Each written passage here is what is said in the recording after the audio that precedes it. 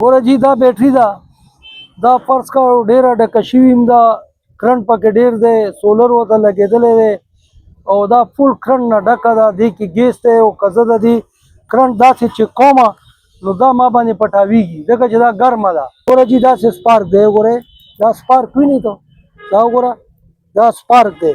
دا دې سپارک سره بیټري ډز وایي. نو احتیاط دا کوئ چې د دې بیټرۍ دا ډکنې چې کمې دي دا لږ یو چوړی لوز ساتئ، بل بیټري ډېره ډکوئ مه، جوړه بیټري ګوره د کپنۍ نه. او هر یو څیز دا احتیاط کوئ چې تاسو په اټومیټک سسټم باندې بیټري چارج کوئ نو تاسو ته به دا مسلې نه راځي. بل که تاسو یو بیټري په چارج لګوئ، دې طرف ته راشه بچه، تاسو یو بیټري په چارج باندې لګوئ نو دا اوس ګوره چارجنګ چالو ده، دا بیټري په چارج لګېدلې ده.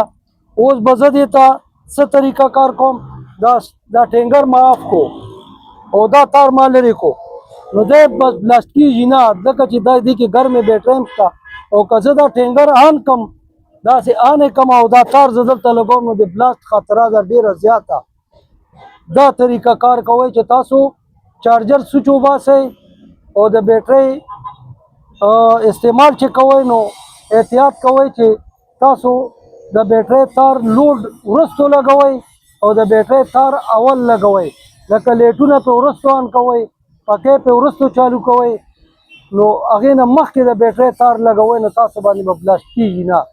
او که دا چېرې چالو وي، لین چالو وي او تاسو مطلب چې دی لګوئ نو دغه ټیم کې د ډز خطره خامخا شته، دی به پټاویږي ځکه چې دا ګرمه ده.